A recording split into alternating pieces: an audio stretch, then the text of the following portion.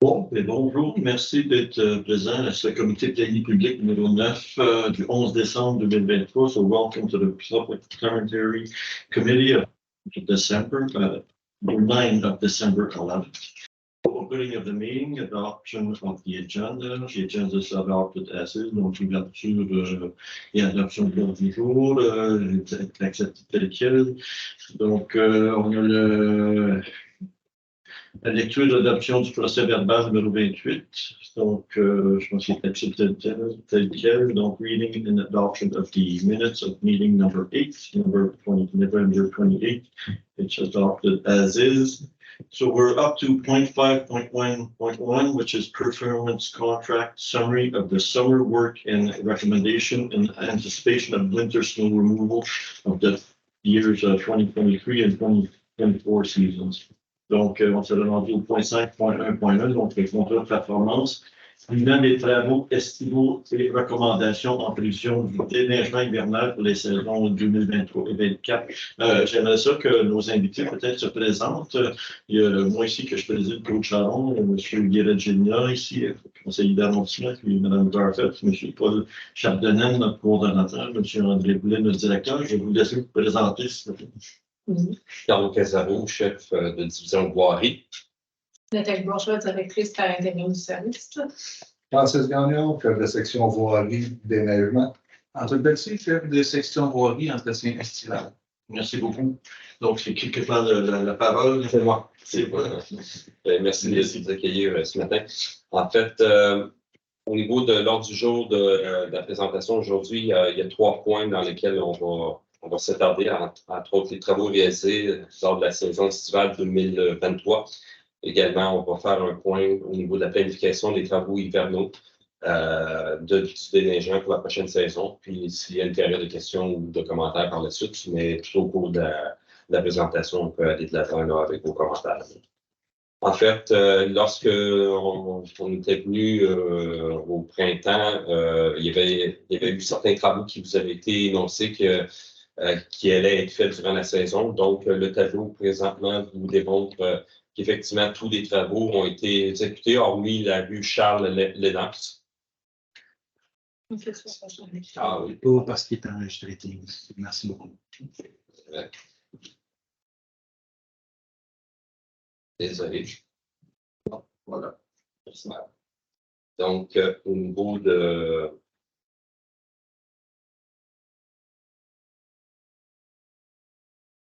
Au niveau des travaux, les seuls qui n'ont pas été faits, ce sont ceux sur la rue Charles-Lennox. Peut-être que Francis peut élaborer sur le... Antoine. Oui, bien en fait, la rue Charles-Lennox, il y avait un enjeu avec les interventions prévues par le SIU pour cet été. En fait, les travaux qui étaient prévus pour l'année prochaine sur Charles-Lennox. Donc, à la place, on était intervenu sur la rue Speed. En fait, puis dans cette liste-là, c'est vraiment des interventions de rafraîchissage mécanisé. Là, on parle d'intervention de correction. Donc, une fine couche mince pour aller redonner un certain confort et pour, évidemment, venir sécuriser ces rues-là. C'est une intervention palliative, comme on vous avait déjà expliqué, pour, évidemment, étirer la durée de vie de ces rues-là le plus possible en attendant que le SIU vienne faire les travaux correctifs. La rue Charles-Lennox, il y a des conséquences, comme on a sans doute fait du patchage? Exact. On va toujours sécuriser dans les endroits où on n'intervient pas de toute façon. Mais on ne voulait évidemment pas aller dépenser de l'argent sur une rue qui risque possiblement d'être arrachée dans les prochaines années. Peut-être pour les citoyens, ça serait bon de mentionner s'il y a des nids de poules ou quoi que ce soit, d'appeler le 215-585, puis ça va se faire corriger. Exact. Vous aviez une question? Oui, c'est possible. Intéressant. Donc, oui, c'est ça. Ce sont vraiment nos équipes qui s'occupent de ça. Ce n'est pas un sous-contractant. Exact. Ça, c'est vraiment nos travaux. Okay.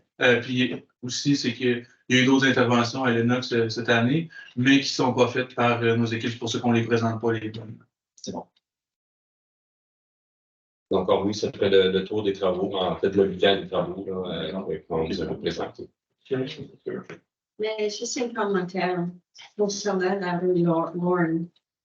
Parce que, comme, oui, je sais que c'est du patchage, mais comme il restait quelques pouces de chaque bord, ça avait l'air un peu, c'est juste si, je sais que c'était une couche mince, mais s'ils ont pu mettre d'asphalte, parce qu'il restait juste quelques pouces. La bordure. Oui, exact. Pour ce cas précis-là, parce que j'avais eu M. Chapdelaine qui m'avait interpellé cet été par rapport à ça.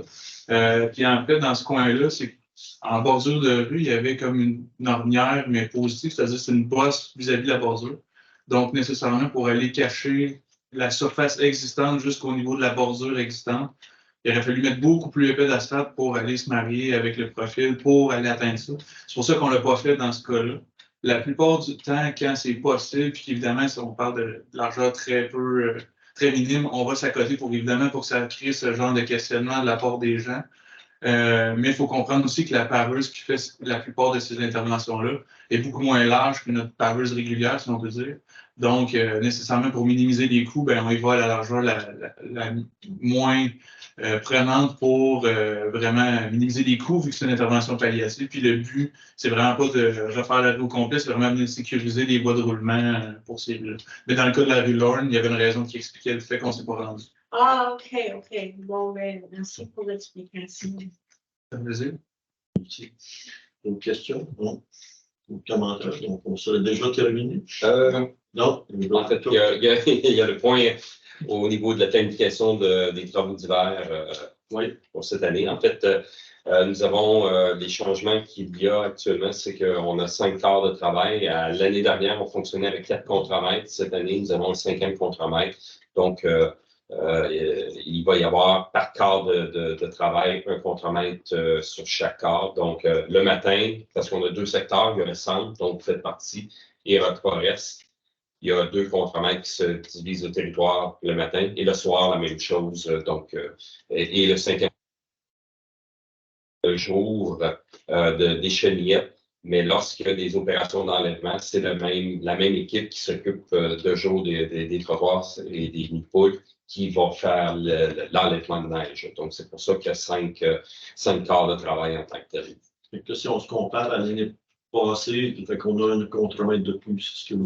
Pour la gestion des opérations, oui, on a un contremaître de plus. Donc, ce qui fait en sorte que, justement, notre personnel est beaucoup moins étiré là, au niveau des horaires de travail. Donc, ça devient des charges de travail un peu plus raisonnables.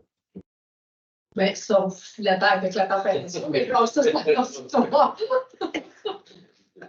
Je pense qu'il faut mentionner que le 5e contremaître, c'est un nouveau. Il a commencé la semaine passée. C'est une personne qui arrive de l'externe, une personne qui a travaillé au ministère des Transports, qui a fait quand même 17 ans de déneigement. Donc, mais il commence. Ça fait que là, il y a quand même beaucoup à apprendre avec nous autres, juste au niveau de tout le personnel qu'on a géré, les façons de faire, tous les outils qu'on utilise, les rapports gestionnaires, les feuilles de route, tout ça. Donc, il est en apprentissage, on l'accompagne là-dedans. Puis, il y a beaucoup d'heures à faire avant de pouvoir dire qu'il est autonome. Donc, là, ça améliore. Effectivement. Peut-être juste faire un commentaire, c'est que la première bordée de neige pesante qu'on a eue la semaine passée, on a vu les débutants sur la route, là, on a vu que ce n'était pas le même travail que d'habitude, mais par contre, je remarque déjà la différence. Donc, c'est certain qu'il faut laisser une chance aux nouveaux d'apprendre puis faire le job, parce que c'est pas l'air d'un job facile, non? Non, avec la neige lourde comme ça, c'est très, très demandant pour les opérateurs. Comme on avait dit pendant l'arrondissement de conseil, la neige étant tellement lourde que les opérateurs doivent se battre avec la pelle pour la maintenir sur la chaussée. Ça sans compter aussi le fait que le poids de la neige fait dévier le camion. Donc, c'est un combat constant. Là. Donc, nos gars sont quand même assez épuisés là, depuis quelques semaines. Là. C'est quand même des bonnes chutes de neige lourdes. Donc, c'est quand même un début de saison qui est quand même assez difficile. Là. C'est un apprentissage assez sec. Hein? Oui. Début d'hiver, tout nu. Non, tout à fait. Au niveau des enjeux opérationnels cette année, en fait, il y a 2 enjeux que l'on voit. Un qui pourrait venir affecter le déneigement des trottoirs, c'est en raison du projet pilote de la piste cyclable, compte tenu qu'on affecte des ressources qui étaient dédiées au trottoir au déneigement de la piste cyclable. ben, il se pourrait que s'il y a des enjeux opérationnels à cause de bris ou de quantité de neige vraiment importante, ben, que les trottoirs qui seraient le plus affectés, ce seraient les trottoirs de catégorie 3, les T3, là, qui, eux, seraient impactés au niveau du délai de déneigement, là, compte tenu que nos ressources sont utilisées à d'autres fins. Mhm. Donc, en théorie, ça se peut qu'on reçoive des plaintes à ce sujet-là aussi. On pourrait s'attendre à ça. Oui, pour les T3, si on a des enjeux de machinerie, parce que pour le réseau cyclable, on a quand même une équipe, on a fait une équipe dédiée de ressources, donc il ne devrait pas d'employés, en fait, qui ne devraient pas venir affecter les deux circuits. Par contre, si on a des bris de machinerie, ben là, c'est sûr que ça vient impacter parce que la priorité va être mise sur le réseau cyclable, mais tout en respectant nos priorités T1, T2, mais c'est des trottoirs, là, je vais dire, locales qui vont écoper. Des questions? Et juste peut-être pour rappeler, le réseau cyclable en question, c'est pas un gros nombre de kilométrages. Là. Non. C'est 9 9 km. kilomètres. 9 kilomètres. En tout cas, bref. Donc, mais c'est seulement en cas de bris éventuel de matériel qu'il y aurait peut-être un problème, parce que sinon, en général, ça va bien. Oui, ça va bien, on l'a vécu le bris de matériel. Par exemple, dans la première de mémoire, Ouais. dans la première tempête, là, on avait 4 chenillettes qui étaient hors circuit. Donc, c'est sûr que c'est venu impacter les T3. Fait qu'effectivement, c'est pas beaucoup de kilométrage, mais ça dépend de la machinerie. On l'avait présenté aussi qu'on la surutilisait, cette machinerie-là. Fait qu'on n'est pas à risque de bris. On va dire. En fait, c'est juste pour préciser, là, pour être certain que les gens comprennent bien, c'est que la portion du projet pilote, c'est qu'elle a la même priorité de niveau T1 que les autres trottoirs artériels et ou corridors scolaires. C'est pas une priorité supplémentaire. C'est juste qu'au niveau des T1, vu qu'ils sont considérés comme prioritaires, ben c'est dans les niveaux 3 que ça se passe dès qu'il y a un bris de service. Au même titre que quand il y a de l'enlèvement de neige, puis qu'on affecte des chenillettes pour le ramassage de la neige, nécessairement, il y a certains tronçons de niveau 3 qui ont des délais de service plus faibles quand il y a des bris. Est-ce qu'il y aura un enlèvement de neige ici à Knoxville? Oui. Si on n'avait pas eu cette tempête-là encore du lundi, on s'en venait ici ce soir pour faire l'enlèvement complet. Okay. Je me suis déjà pris une note, je vais regarder avec le contre-maître, les chefs d'équipe, quand on le fait. Parce qu'on a un enjeu de bélier mécanique qui pousse dans des dépôt en neige. C'est le même qui pousse à Brompton, à Lennox, puis même on l'utilise dans un autre dépôt. Et là, vendredi après-midi, j'ai réussi à avoir un autre fournisseur pour un autre bélier mécanique qu'on va mettre au dépôt Crépin. Donc, je pourrais reprendre le bélier qui venait ici normalement. Je regarde si on peut le faire cette semaine. Au maximum, on va le mettre dimanche soir.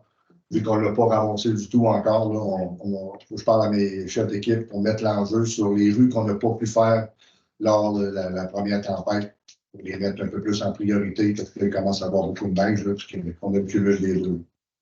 Heureusement, comme il y en a qui ont dit cette semaine. J'ai pris une note que le 27 novembre, il y avait comme comme pas le trottoir. Sur la rue Collège, ça passait jusqu'à 11 heures. Donc, c'était tard, mais comme j'ai su après qu'il y avait beaucoup de bruit ce jour-là, le 27 novembre. Anciennement, des fois, comme quand il y avait une bordée de neige, on a reçu un courriel je me souviens pas qui, avec une explication comme on prévoit comme 20 cm de neige et nos équipes sont là. Donc, au moins, on avait les réponses avant que les gens nous interrogent. Mais je peux dire que cette année, à Viewpoint, ça va très bien. Donc, et merci d'être ici ce matin parce que j'imagine que tu as d'autres priorités aujourd'hui. Et juste une autre chose sur un autre sujet. Après le défilé de Noël à Sherbrooke, les enfants que j'ai vus après étaient vraiment impressionnés avec la gratte et le camion de la ville, comme même plus que Père Noël. Donc, félicitations pour l'idée parce que vraiment, c'était apprécié. Merci. Comment je vais peut-être juste, avez-vous fini? Il reste déjà 2 petits points. 2 points, mais Ok, ben, je vais revenir sur la piste cyclable, notre projet pilote. Est-ce qu'il y a des éléments surprises ou est-ce qu'il y a quelque chose, bien, si tout marche comme vous aviez prévu? pour l'instant, il n'y a pas de. Parce que l'expérience à faire une piste cyclable est différente, j'imagine. En fait, En fait, pour ce qui est de la piste cyclable, c'est pas nécessairement des surprises parce qu'en fait, ça se passe plutôt comme on l'avait anticipé. Par contre, on est assez content d'avoir restreint le nombre de kilomètres versus la desserte offerte pour pouvoir tester des trucs. Mais on constate déjà qu'il y a des trucs qui vont bien comme on le pensait, puis des trucs qui vont moins bien. Fait que ça fait partie du projet pilote où on voulait aller essayer plusieurs types de configurations, autant sur rue que hors rue, voir ce qui se fait pas bien. La seule nuance, c'est au niveau du grattage de la neige. Pour faire du déglaçage, ça prend une niveleuse. Puis hors rue, dans nos pistes cyclables, comme le long de l'axe Maga, c'est actuellement pas possible. Ce qui fait que quand c'est déneigé, c'est carrossable, ça va très bien, puis on fait des audits. Puis pour avoir personnellement roulé le réseau, c'est très sécuritaire, ça va bien. Par contre, évidemment, la fine couche de glace, comme il y avait à certains endroits vendredi, ben, c'est très difficile à enlever, contrairement sur rue où là, avec nos niveleuses, c'est très facile à enlever. Fait qu'il y a quand même quelques ajustements, mais ça va assez bien présentement, le projet pilote. C'est un petit peu ce que je m'attendais. Le projet pilote, on apprend. Puis, je ne sais pas, en tout cas, moi, pour me promener en vélo, je sais que l'hiver, c'est beaucoup plus risqué. Personnellement, je trouve ça risqué, mais du point de vue conditions, c'est parce que tu vas plus vite qu'à pied, puis tu es plus haut qu'à pied. Donc, si tu tombes, ça fait. Je ne sais pas si c'est une considération du point de vue nettoyage, quand vous faites votre préparation. La sécurité, c'est toujours la priorité. Nécessairement, en fait, puis c'est entre autres choses pour ça qu'on a affecté une priorité T1 à l'ensemble du réseau pour être certain de mettre la priorité numéro 1 à ces réseaux-là, vu le facteur de risque pour la sécurité des usagers. Par contre, la plupart des usagers, pour l'instant, on est encore en début de projet pilote, donc la plupart des gens qui font ça, c'est des gens plutôt habitués qui font ça. Donc, comme en voiture ou à pied, ben, l'hiver, il faut adapter sa conduite. Donc, nécessairement, les gens qui roulent à vélo l'hiver ne roulent pas nécessairement à la même vitesse qu'en période estivale. Mais c'est sûr que c'est un des facteurs qu'on considère le plus vu la géographie de notre, en fait, la topographie de notre réseau ici à Cabo. Merci bien. En fait, un dernier enjeu que l'on voit, c'est peut-être se dessiner, mais venir jusqu'à présent, il n'y en a pas, mais c'est au niveau de l'atelier mécanique, compte tenu de, parce qu'ils ont quand même, oui, ils ont réglé sensiblement leurs problèmes de main-d'œuvre, mais reste que quand même, il y a encore des problématiques d'approvisionnement de pièces, ces choses-là. Donc, il pourrait y avoir des petits retards qui puissent être occasionnés par le fait que, malheureusement, ils sont pas en mesure de pouvoir répondre à la demande immédiate. Donc, C'est dans tous les domaines, hein, toutes les commandes de pièces, c'est du monde comme ça. Effectivement, oui. Dernier point, en fait, c'est un rappel de rediriger les plaintes vers le 821-5858 ou faire des requêtes web ou le nouveau portail monchapeau.ca, inciter les gens, les citoyens à s'inscrire et puis pouvoir utiliser cette façon de communiquer. Donc, c'est la façon, le dernier appel que je voulais faire. En fait, c'est exactement ce que vous dites. là, C'est qu'à quelque part, les plaintes, il faut que les citoyens sachent que ces plaintes-là sont enregistrées, puis il y a des statistiques qui sont aussi. Tout à fait. Donc, c'est pas juste d'appeler les conseillers ou quoi que ce soit. Non, C'est vraiment idéal d'enregistrer les plaintes à ce moment-là. Puis le traitement aussi, c'est plus facile. Quand on est en pleine opération, les courriels, on ne les regarde pas, il n'y a rien. Tu sais, vraiment, la place où les gens sont habitués de gérer, c'est vraiment des requêtes 5858. Ça rentre directement, puis on a le personnel aussi nécessaire qui est affecté à ça pour aller en fonction des priorités. Fait que c'est vraiment la meilleure façon de le faire. Super. Puis aussi, je devrais dire qu'au bureau d'arrondissement, on peut en relayer à ces entrées-là, diriger les plaintes vers là. Mais entre le 23 décembre et le 2 janvier, les bureaux d'arrondissement sont fermés en période. Fait que c'est vraiment ces 3 portes d'entrée-là qui est le mieux, surtout durant les fêtes, puis aussi durant tout l'hiver, évidemment, pour recenser toutes les demandes, puis que ça se fasse directement les suivis par la voie. Pas des projets d'hiver, écrit en 2010, est-ce qu'il y aura comme une La mise à politique. La jour? politique de mise à jour. La politique de gouvernance, vous Oui, parlez. oui. Effectivement, la mise à jour de la politique est prévue en 2025. Ah, OK.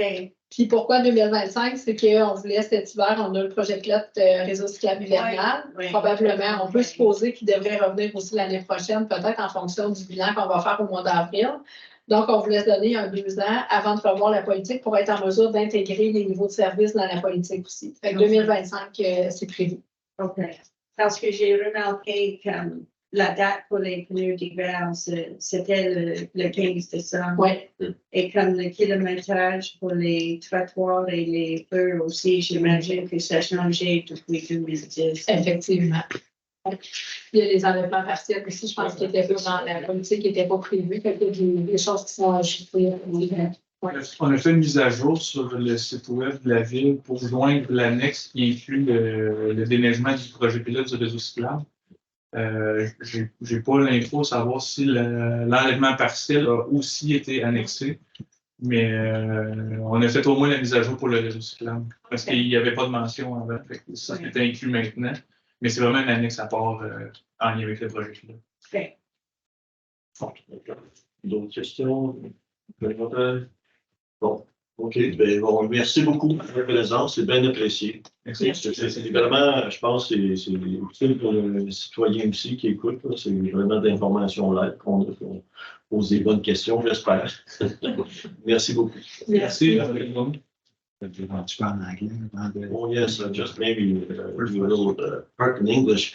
Our conclusion was we got our services and our conclusion was is that we have to use the 982158858 number for any complaints or requests for snow removal or any situations on the streets. And as Mr. Blair mentioned, is that the office is closed from the 23rd to the 2nd of January. So 8215858 is your magic number for any request or any complaints there. So please to address that. And if you have any other questions, you can contact us, the counselors there, and we may be able to help you there. Merci beaucoup. Merci. Perfect.